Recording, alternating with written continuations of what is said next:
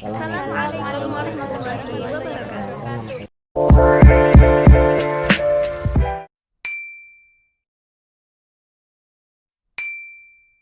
Perkenalkan, nama saya Erni Widya Puspita Nurum dari kelas 10 MIPA 2, absen 11. Di sini saya akan mempresentasikan tentang pengertian dan ciri-ciri jamur Basidiomycota. Penasaran kan? Yuk kita bahas. Pengertian jamur Basidiomycota.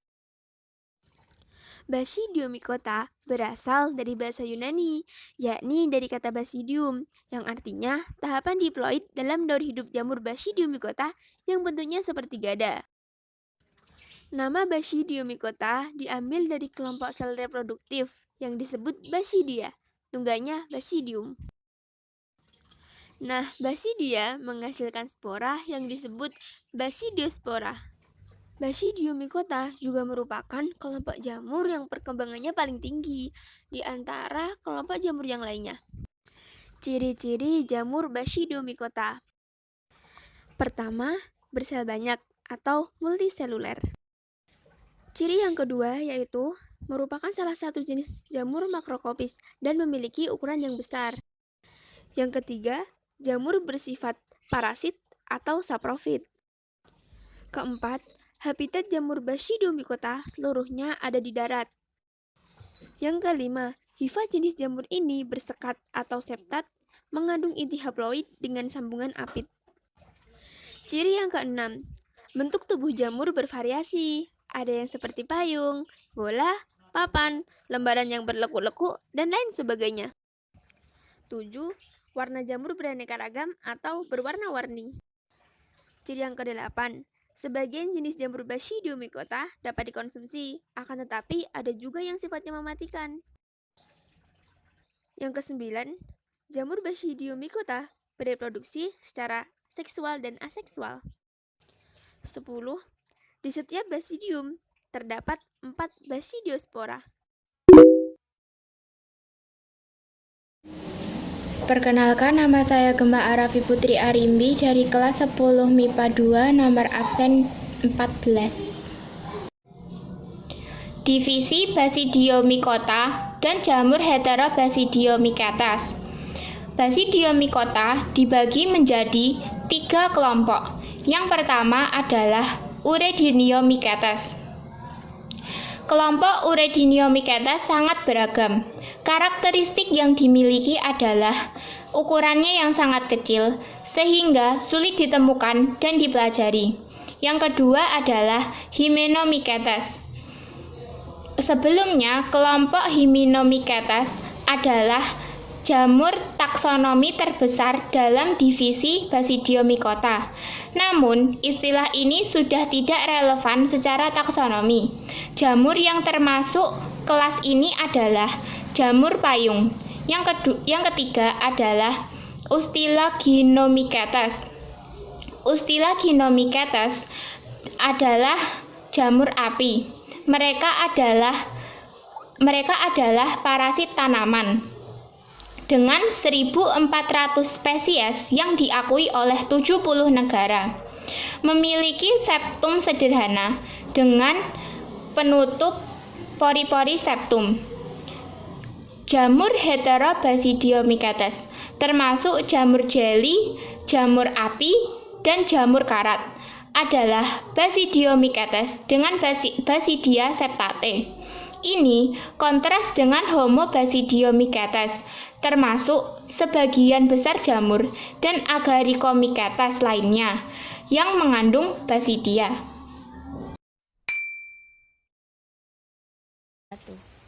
Perkenalkan, saya Halimah Nur Hasana dari 10 MIPA 2, nomor presensi 15. Homo Basidiomycetes disebut juga jamur sejati. Ciri-cirinya: 1. Memiliki aseptat basidia. Yang kedua, umumnya memiliki stigmata kecil yang berbentuk teratur. Yang ketiga, sporanya tidak dapat mereplikasi diri sendiri. Homo Basidiomycetes dibagi menjadi 2 subkelas, Hymenomycetes dan Gastromycetes. Hymenomycetes merupakan kelas terbesar dari Basidiomysota. Jenis ini menghasilkan spora pada permukaan terbuka, kemudian melepaskan spora secara bertahap melalui struktur pori-pori atau insang. Gastromycetes. Gastromycetes merupakan jamur yang menghasilkan spora pada permukaan tersembunyi. Spora ini dilepaskan sesaat setelah penutupnya pecah. Jamur ini menghasilkan basidiospora dalam basidiomata mereka, di mana spora benar-benar tertutup atau setidaknya merupakan bagian dari perkembangan mereka. Contohnya, jamur puffball dan earth star. Perkenalkan, nama saya Niko Ramadan, nomor absen 16, kelas 10 MIPA 2. Struktur tubuh Basidiomycota. Basidiomycota ialah golongan fungi yang sanggup memproduksi spora seksual basidiospora. Fungi ini mempunyai hifa yang bersekat dan tubuh buahnya mudah dilihat oleh mata. Tubuh buahnya disebut basidiokarp. Bentuk basidiokarpnya ada yang serupa piala atau kiatus, kuping atau auricula, berupa payung dan mempunyai pembungkus atau volva, dan seperti kulit mengkilat atau ganoderma. Tubuh buah terdiri dari 4 bagian, yaitu tangkai atau stip, tudung atau pileus, pembungkus dasar tangkai atau volva, dan bilah atau lamela. Saat belum matang, terdapat universal file yang membungkus pileus. Untuk lebih jelasnya, kalian bisa lihat di gambar. Basidiokarp ada yang mempunyai batang dan ada yang tidak. Pada bagian bawah basidiokarp terdapat lembaran-lembaran atau bilah yang disebut gil. Pada lembaran inilah terbentuk banyak basidium yang akan memproduksi basidiospora. Basidium merupakan badan yang berasal dari sebuah sel yang besar. Sel yang membesar tersebut membentuk 4 buah tonjolan yang masing-masing berisi 1 buah inti. Tonjolan dengan sel induknya dipisahkan oleh sekat, maka terbentuk 4 sel yang masing-masing dengan sebuah basidiospora. Jamur Basidiomycota hidup sebagai saprofit pada sisa-sisa makhluk hidup. Beberapa di antaranya ada yang hidup parasit pada organisme lain. Nama saya Hayu Bunga Afifah, nomor 17 dari 10 MIPA 2. Basidiospora tumbuh menjadi hifa bersekat dengan satu inti. Ujung dua hifa yang berbeda akan bersinggungan dan dinding sel pun saling larut. Inti hifa positif pindah ke hifa negatif. Dihasilkanlah sel dengan 2 inti atau dikaryotik. Sel dikaryotik tumbuh menjadi miselium dikaryotik, kemudian miselium dikaryotik akan tumbuh menjadi badan buah seperti induknya. Hifa-hifa bagian bawah basidiokarp membentuk basidium. 2 inti pada sel basidium bersatu sehingga dihasilkanlah inti diploid. Sel basidium membesar dan pada ujungnya terbentuk 4 tonjolan atau stigma. Sedangkan inti yang diploid membelah reduksi dan menghasilkan 4 inti haploid. Masing inti haploid masuk ke dalam tonjolan dan terbentuklah 4 spora dengan sebuah inti haploid. Perkenalkan, nama saya Intan Rosiana Zaki dari kelas 10 MIPA 2 SMA Negeri 1 Gemolong. Nah, kali ini saya akan mempresentasikan materi biologi tentang reproduksi aseksual Basidiomycota. Simak penjelasannya ya. Oke, langsung saja saya jelaskan. Jadi, cara reproduksi aseksual yang dilakukan oleh jamur Basidiomycota adalah dengan pembentukan spora vegetatif atau pembentukan konidia. Nah, apa itu konidia? Konidia adalah spora aseksual yang dihasilkan dengan jalan membentuk sekat melintang pada ujung hifa, atau dapat dilakukan dengan diferensiasi sehingga terbentuk banyak konidia.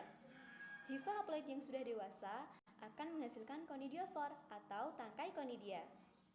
Pada ujung konidiofor akan menghasilkan spora, kemudian spora tersebut diterbangkan oleh angin.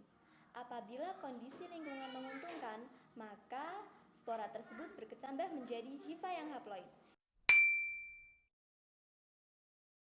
Perkenalkan, nama saya Muhammad Nafalski dari kelas 10 MIPA 2 dengan nomor absen 25. Kali ini saya akan menerangkan materi tentang reproduksi seksual pada Basidiomycota. Alat reproduksi seksual pada Basidium mycota adalah basidium. Di dalam basidium terjadi peleburan inti serta meiosis yang menghasilkan 4 spora seksual haploid yakni basidiospora. Tahapan pembentukan basidiospora pada Basidium mycota adalah sebagai berikut. 2 hifa haploid berbeda yakni hifa plus dan hifa min bertemu. Kemudian kedua hifa itu melakukan plasmogami, yaitu penyatuan sel di mana proses tersebut menghasilkan hifa dikaryon atau berinti ganda. Hifa diploid dikaryon tumbuh menjadi miselium haploid. Miselium haploid akan tumbuh dan menghasilkan badan buah basidiokarp. Lalu terjadi karyogami di ujung hifa basidiokarp yang menyebabkan terbentuknya basidium berinti diploid. Di dalam basidium terjadi pembelahan secara meiosis oleh inti diploid dengan hasil 4 inti haploid. Pada ujung basidium terbentuk 4 sterigma. Keempat inti haploid tadi bergerak masuk ke masing-masing sterigma, kemudian berkembang menjadi basidiospora. Jika basidium telah matang, basidiospora akan terlepas dan jatuh di tempat yang sesuai. Basidiospora pun akhirnya tumbuh menjadi hifa haploid.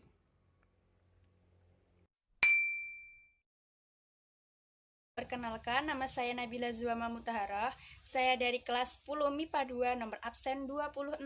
Di sini saya akan menyampaikan tentang 4 contoh spesies dan peran menguntungkan divisi Basidium mycota. Yang pertama yaitu jamur merang. Jamur ini berbentuk seperti payung dan terdiri dari lembaran-lembaran yang berisi basidium.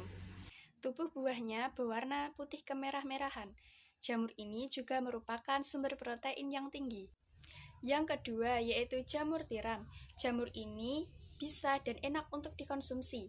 Dan sekarang sudah banyak yang membudidayakan dengan medium serbuk gergaji. Yang ketiga yaitu jamur Lentinus edodes. Jenis jamur ini selain dapat dikonsumsi juga dapat digunakan sebagai obat.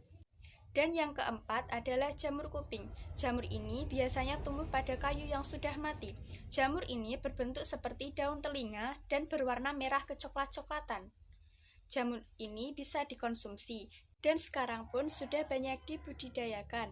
Perkenalkan, nama saya Rufdanun Alfiah, saya dari 10 MIPA 2. Tidak semua Basidium mycota menguntungkan, tetapi ada juga yang merugikan. Contoh Basidium mycota yang merugikan, yang pertama adalah Amanita muscaria. Amanita muscaria merupakan jamur beracun yang termasuk ke dalam golongan Basidium mycota. Jamur ini memiliki ciri-ciri antara lain, memiliki warna yang bervariasi mulai dari merah terang, jingga, kuning, hingga putih. Jamur ini memiliki ciri khusus yaitu memiliki bercak putih di bagian kepalanya. Jamur ini sangat berbahaya karena dalam 2-3 jam setelah menghirup jamur ini dapat menyebabkan vertigo, muntah, koma, serta beberapa efek lainnya.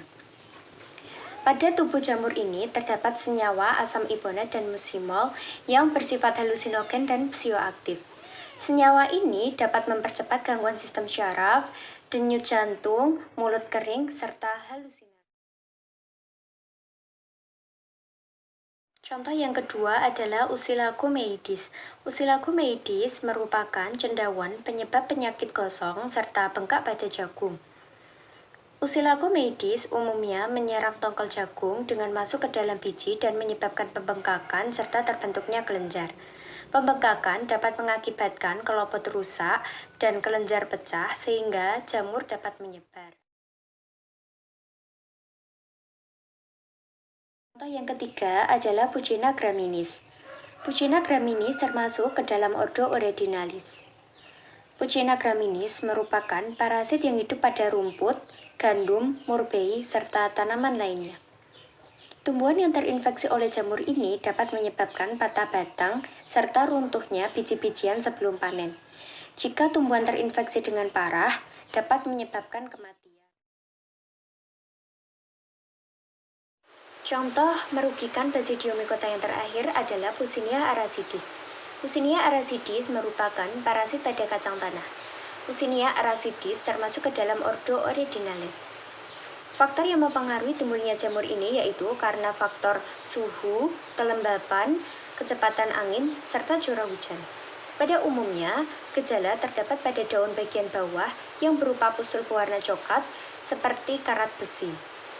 Jika pusul ini pecah, akan terdapat urdospora menyerupai tebu.